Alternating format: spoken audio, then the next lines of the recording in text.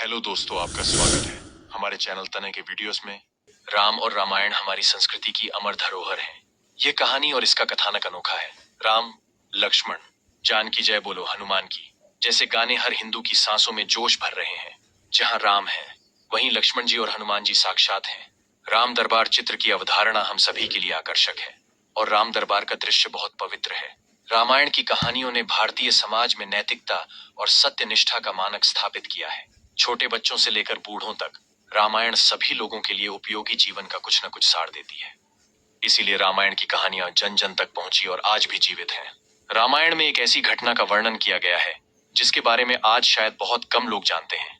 हम सभी जानते हैं कि भगवान राम के आदेश पर हनुमान जी सदैव चिरंजीवी रहे, लेकिन भगवान राम के सबसे प्रिय छोटे भाई लक्ष्मण की मृत्यु की कहानी हमने शायद ही कभी सुनी हो।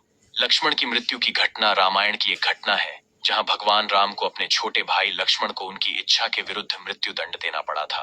तो आइए जानते हैं कि भगवान राम ने अपने छोटे भाई और शेषनाग के अवतार माने जाने वाले भगवान लक्ष्मण को मृत्यु दंड क्यों दिया था।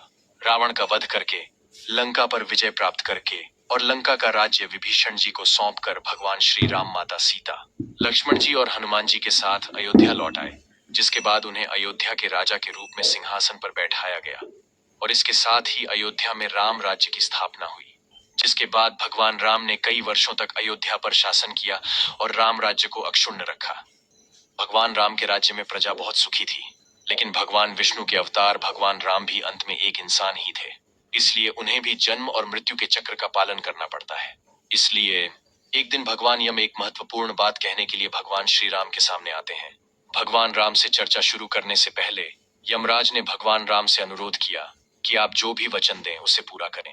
इसलिए मैं भी आपसे एक वचन मांगता हूं कि जब तक मेरे और आपके बीच बातचीत होती रहेगी, कोई भी हमारी बातचीत में खलल नहीं डालेगा और जो भी हमारी बातचीत के दौरान कमरे में आएगा उसे आप मौत के घाट उतार दें। यमराज की यह बात सुनकर भगवान श्री राम ने उन्हें इस बात का पालन करने का वचन दिया। भगवान श्री राम ने अपने छोटे भाई लक्ष्मण को द्वारपाल नियुक्त किया और लक्ष्मण जी से कहा कि जब वे और यमराज चर्चा कर रहे हों तो किसी को भी अंदर न आने दें, अन्यथा उन्हें मृत्यु दंड दिया जाएगा। यह सुनकर लक्ष्मण जी ने भगवान राम की आज्ञा का पालन किया और द्वारपाल बनकर खड़े हो गए। एक और महल में भगवान राम और यमराज के बीच बहस शुरू हो गई और लक्ष्मण जी द्वारपाल बनकर दरवाजे पर खड़े हो गए, लेकिन दूसरी ओर उसी समय आर्षि दुर्वासा अयोध्या के राजमहल में पहुंच गए। जब दुर्वासा ने लक्ष्मण जी से भगवान राम को अपने आगमन की सूचना देने को कहा तो लक्ष्मण जी ने विनम्रता पूर्वक उन्हें मना कर दिया। इस व्यवहार से आर्षि दुर्वासा क्रोधित हो गए और उन्होंने कहा कि वह संपूर्ण अयोध्या को श्राप दे देंगे। ऋषि दुर्वासा के क्रोध को देखकर लक्ष्मण जी समझ गए कि यह एक गंभीर स्थिति है जिसमें या तो उन्हें भगवान श्री राम की आज्ञा का उल्लंघन करना होगा या फिर अयोध्या को आर्षि के श्राप की आग में झोंकना होगा।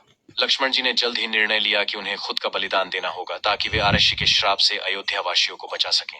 इसलिए वह महल के अंदर गए और भगवान श्री राम को ऋषि दुर्वासा के आगमन के बारे में बताया।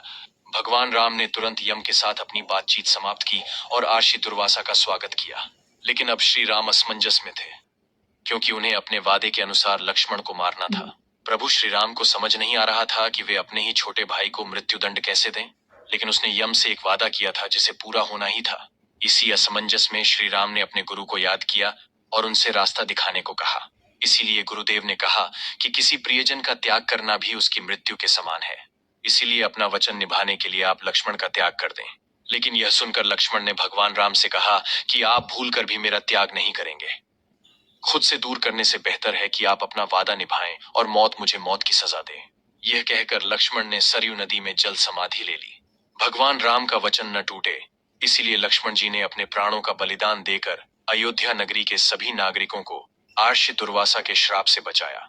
तो दोस्तों, ऐसी ही महत्वपूर्ण जानकारियां पाने के लिए हमारे चैनल को सब्सक्राइब करें, लाइक करें, कमेंट करें। मिलते हैं नेक्स्ट वीडियो में, तब तक के लिए बाय बाय।